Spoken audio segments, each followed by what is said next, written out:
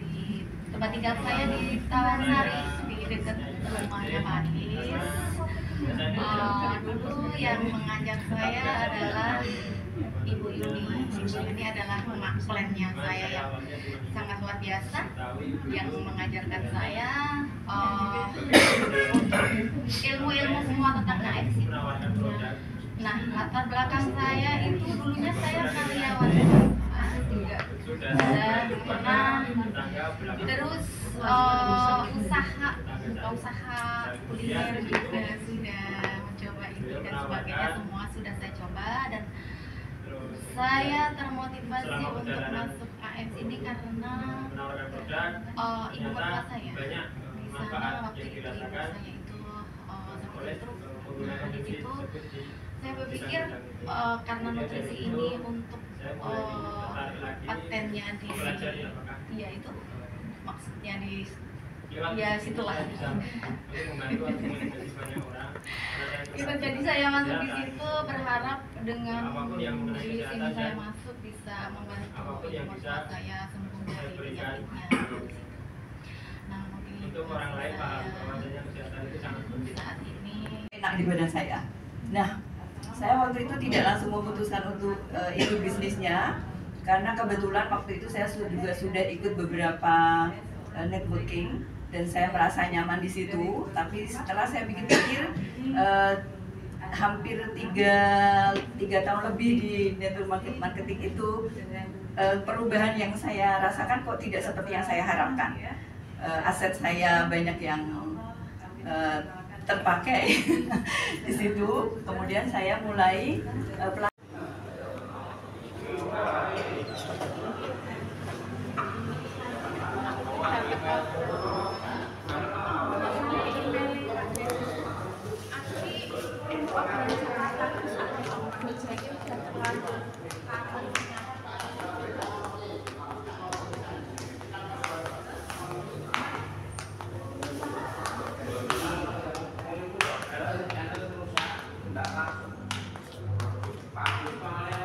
sama video sama fotonya yang mau diupload harus sesuai.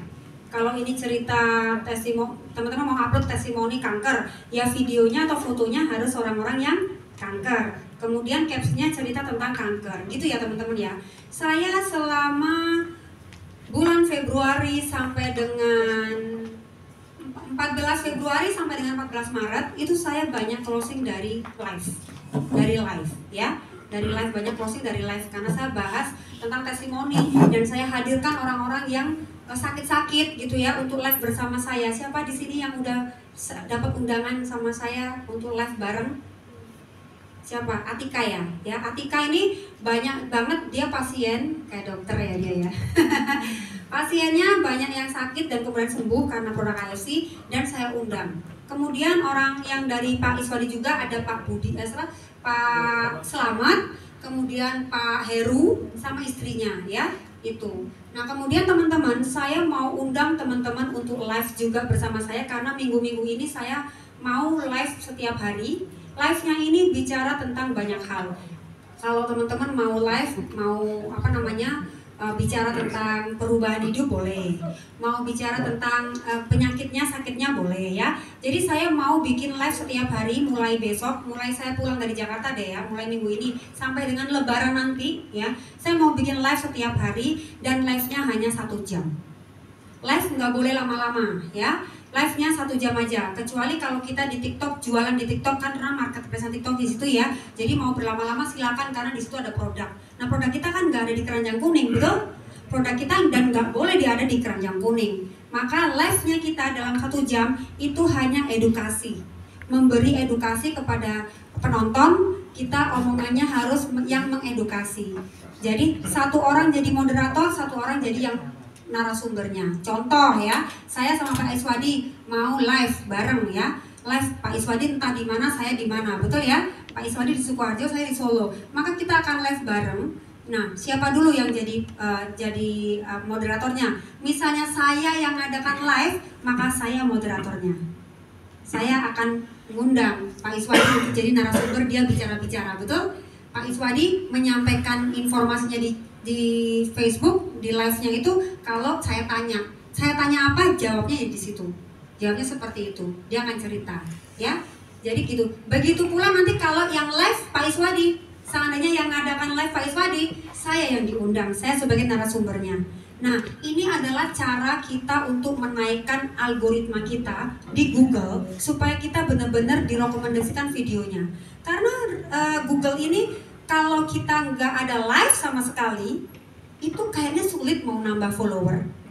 Ya, saya mau tanya sekarang teman-teman yang nggak pernah live sama sekali, followernya sejak kenal Facebook aja ya, ngomongnya nggak usah yang lain ya, Facebook aja. Sejak buka Facebook pertama kali, mungkin tahun 2009 ya, 9 yang lalu, sampai dengan sekarang ada berapa ribu teman? 5.000. 5.000, kenal semua enggak? Nggak yang kenal ya? Kira-kira cuma berapa yang kenal? Paling cuma 10%. Ya, kalau ada 10% kenal, berarti ada berapa orang di situ yang kita kenal? Cuma 500. Nah, pertanyaan saya, 500 ini AFC semua enggak? Nggak mungkin kan? Mesti yang AFC kan cuma 0 komanya ya. Nah, ini teman-teman pentingnya kita mulai beranikan diri untuk live. Supaya 5.000 teman-temannya itu nonton, oh sekarang Ida live, oh sekarang dia ngerjakan AFC, oh sekarang gini, gitu loh teman-teman. Tujuannya supaya orang sekarang tahu banyak kepo kan? Pandemi teman-teman mengubah segalanya, ya, mengubah segalanya. Dulu kalau saya live streaming, dulu ya sebelum saya ada di AFC, kalau saya live streaming karena saya perias pengantin, saya live-nya itu adalah bikin alis, bikin bulu ini terbalik gimana caranya, bikin bulu mata anti badai, gitu ya teman-teman ya. Terus bikin sanggul, bener nggak ya? Itu loh, saya live-nya begitu teman-teman. Boleh dicek itu teman-teman di Instagram saya, ya, sama di YouTube saya, boleh dicek ya. Cuman karena saya kemudian mendedikasikan diri di AFC ya, saya tidak melupakan itu semua. Make up saya tetap ada gitu ya. Dan nanti kedepannya make up saya ini bukan jadi make up, bukan jadi rumah rias pengantin, tapi jadi studio yang nanti di situ kita akan membuat konten di situ. Jadi kayak semacam rumah produksi gitu teman-teman ya. Nanti semua tim saya izinkan untuk kita bikin konten di situ. Saya setting, ada yang Jepang ya nggak sih, ada yang kayak ada yang kantor kayak gitu-gitu teman-teman. Jadi kita nanti akan saya tujuannya hanya ingin memudahkan seluruh tim saya membuat konten secara baik tanpa biaya mahal gitu kan, karena kebetulan punya tempat yang luas, AFC udah berikan semuanya, maka saya mau manfaatin itu semuanya gitu ya teman-teman ya. Kemudian teman-teman, ini adalah cara membuat konten yang terbaik, dan saya mau tunjukin satu lagi. Kenapa saya berani membuka ilmu ini? Karena sebenarnya ini nggak boleh kita sampaikan, tapi kenapa? Karena saya peduli kepada teman-teman, karena saya alhamdulillah beralamin, kemarin saya udah lulus sertifikasi sebagai konten kreator. Jadi saya konten kreatornya ini bukan ece-ece teman-teman. Saya mengikuti kelas ini, cari dirinya mau disebut apa ya? Mau sebut apa ya? Gitu ya, kan soalnya ada tuh beberapa teman-teman yang punya profesi mungkin dulu perawat, terus sekarang pindah jadi admin, terus sekarang pindah jadi AFC. Jadi kan mau disebutin apa? Jadi untuk menentukan prospek ini berhasil dan tidak tergantung dari apa yang Anda punya, dalam artian diri Anda tuh siapa gitu loh, mau dikenal sebagai orang sebagai apa gitu loh ya. Kalau saya selalu bilang perias pengantin, walaupun saya itu juga mengerjakan bisnis konvensional, memiliki beberapa outlet di mall-mall ya, tapi kan itu adalah yang membantu suami saya, bisnis yang bersama suami. Tapi kalau yang bisnis pribadi saya, yang saya miliki sebelum kenal suami saya, itu adalah rias pengantin ya. Jadi makanya apapun yang terjadi, sekecil apapun hasilnya rias pengantin, tetap bangga saya disebut rias pengantin. Enggak dibayar pun saya tetap bangga gitu kan ya. Nah teman-teman, sekarang ini saya mau tunjukin satu slide, di mana slide ini harus teman-teman miliki. Teman-teman harus punya slide persis seperti ini ya. Kenapa? Karena ini sudah diuji kemarin sejak bulan Februari, sejak bulan Januari sampai dengan hari ini. Selama Ninja Elite presentasi menggunakan presentasi ini, terjadi closing massal di situ ya. Dan harapannya adalah setiap member AFC yang mempresentasikan ini, maka dia akan diikuti oleh banyak orang yang hadir di situ. Diharapkan adalah orang-orang yang diundang langsung bisa bayar di tempat di situ, atau minimalnya mereka paham untuk apa sih mereka diundang hadir ke sini gitu ya. Nah slide-nya seperti ini teman-teman ya. Karena ini Canva, jadi nggak bisa pakai PowerPoint ya. Apa nggak bisa pakai pointer? Pointer ini akrabnya sama PowerPoint. Kemudian ini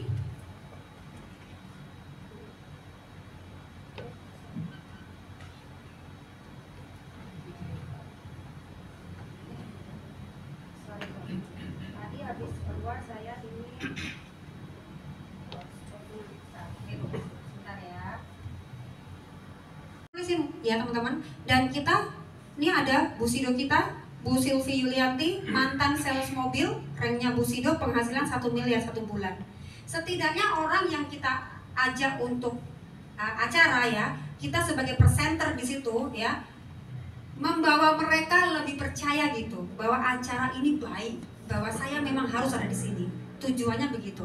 Kemudian yang berikutnya, nah itu saya. Nah, Erwin Arjayani, saya perias pengantin, rank saya Shogun, penghasilan saya 150 sampai 200 juta. Gitu ya teman-teman ya.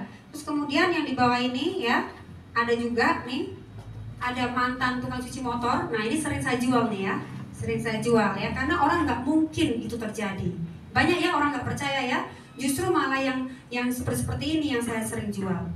Kok bisa Mbak mantan tukang cuci motor kok bisa? Kok bisa? Buktinya ada bisa tuh 1 bulan 15 sampai 20 juta dia. Ya. Dan teman-teman orang itu ada di sini hari ini. Tepuk tangan dulu dong. Untuk orang lain supaya orang lain nyaman sama teman-teman. Gitu ya teman-teman ya. Nah, kemudian ini yang terakhir dari saya dan kita sekarang akan praktik bersama-sama mempresentasikan diri kita ini seperti apa. Jadi mau kita presentasi untuk jual diri kita masing-masing. Ya, jadi ingat pelajaran hari ini menjadi presenter bukan hanya jadi MC aja. Ya, MC tadi disampaikan sama Pak Iswadi untuk edifikasi. Ya, edifikasi siapa aja yang mau dipanggil harus diedifikasi. Masih ingat ketika saya tadi memanggil Pak Iswadi? Ya, orang yang satu ini adalah orang yang sudah luar biasa, yang sudah berhasil mengerjakan bisnis ini dengan baik dan benar sehingga beliau mendapatkan rank samurai. Ya, kayak gitu ya teman-teman ya. Itu adalah edifikasi. Edifikasi itu memberi rasa hormat. Gitu ya teman-teman ya. Kemudian kalau presentasi untuk diri sendiri, ini untuk closing teman-teman. Untuk supaya teman-teman closing, untuk supaya terjadi closing. Jadi harus presentasi. Profesinya apa teman-teman? Ini nanti kita belajar bersama sesuai profesinya masing-masing. Ya, siapa di sini yang belum bisa bikin slide seperti ini? Saya mau tahu. Saya mau bantu. Yang belum bisa bikin slide seperti ini. Oke, siapa? Oke ya. Nah, karena belum bisa, ya teman-teman nanti bisa cek Canva, bisa bikin sendiri, boleh di Canva. Tapi yang belum bisa, siapa yang mau presentasi dalam waktu dekat ke keluarganya atau ke orang-orang teman-temannya? Yang ada rencana mau LOP duluan siapa? Saya harus dahulukan yang presentasinya kegiatannya lebih dulu. Siapa? Oke, boleh dicatat ya Bu. Boleh angkat tangan semuanya. Bisa satu orang yang catat. Mungkin Bu Asmi boleh catat ya Bu ya. Catatin ya Bu ya. Yang angkat tangan tinggi-tinggi. Yang lebih dekat, karena yang lebih dekat ini saya harus bikinkan lebih dulu ya. Saya buatin teman-teman. Terus daftarnya di Bu Asmi catatnya begini. Nama, profesi, kemudian alamat. Karena harus dicantumin alamat, betul ya teman-teman. Jadi saya cuma butuh datanya, nama lengkap sama profesi sama alamat. Saya mau bantu teman-teman menggunakan kekuatan leader, menggunakan kekuatan timnya, gitu loh. Karena ini saya sudah lakukan berkali-kali, berhasil closing di tempat, ya. Dan ini adalah tugas ninja yang harus digaungkan sampai kapanpun. Kalau ini nanti berhasil, maka AFC seluruh dunia, seluruh Indonesia akan seperti ini. Sekarang sudah mulai digencarkan sama tim ninja. Yang di Makassar, yang di Kalimantan. Sekarang saatnya di Jawa. Saya yang harus menyampaikan, karena tim ninja elit di Jawa cuma satu saya. Ya, jadi Anda beruntung teman-teman mendapatkan informasi ini lebih dulu, ya. Dan saya kepingin banget yang jauh-jauh nanti kita Zoom bersama, gitu, supaya mereka juga nggak ketinggalan informasi, ya. Kan ada tuh tim-tim kita yang di luaran sana yang dia kurang dapat informasi tapi sebenarnya dia serius, benar ya? Nah itu jangan sampai dilupakan. Ajak mereka Zoom. Ya, saya nanti akan ada Zoom setiap 1 minggu sekali. Itu saya mau buat di setiap hari Rabu. Kenapa hari Rabu? Karena hari Rabu itu dengan Zoom kantor sama, ya. Jadi dengan Zoom kantor sama, setelah Zoom kantor selesai, baru nanti akan Zoom dengan saya. Dan Zoom dengan saya tidak melulu tentang konten tentang apapun. Jadi mau yang datang sedikit atau banyak, saya akan tetap Zoom. Nanti di situ kita bisa bicara banyak sekali. Jadi Zoom saya nanti selalu ada slide. Ninja Elite setiap ada acara harus dengan banner, harus ada banner ya. Maka saya setiap ada mau acara, mesti saya sering kirim banner ya. Banner yang terbaru saya adalah besok di Jakarta saya akan LOP. LOP-nya nggak boleh di hotel, nggak. LOP-nya saya selama 3 bulan ke depan tidak boleh di hotel, tidak boleh di tempat yang mewah, tidak boleh di tempat-tempat yang dengan biaya mahal, nggak boleh. Jadi diwajibkan untuk bisa dekat ke tim masing-masing menggunakan teras rumah masing-masing. Ya, jadi mulai besok saya akan gerilya, saya mulai dari Jakarta besok. Ya, flyernya sudah saya sebarin. Kalau teman-teman ada teman di Jakarta, nanti boleh diundang.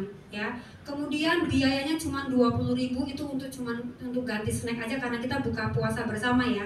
Untuk ganti yang punya rumah itu loh, mas saya kayak gitu. Kemudian tanggal 4 April saya mengadakan LOP juga di Sidoarjo, Jawa Timur. Karena habis Jakarta saya harus garap Jawa Timur dan Indonesia Timur teman-teman.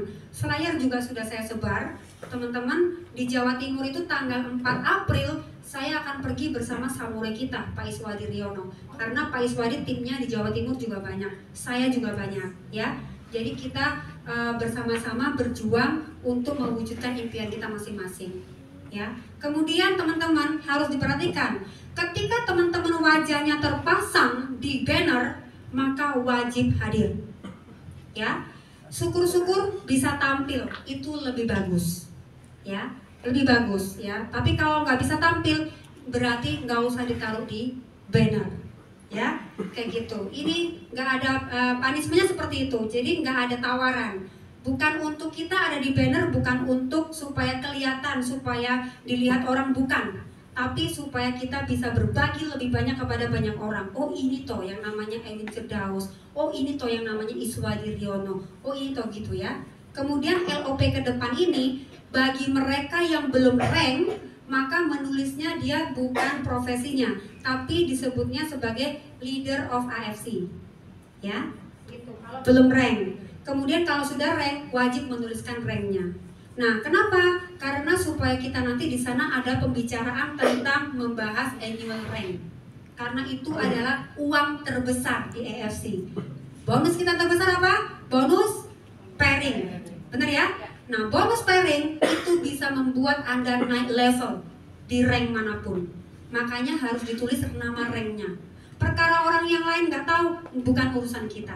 Tapi kepentingan kita untuk mengadakan acara, memberitahu tentang informasi ini.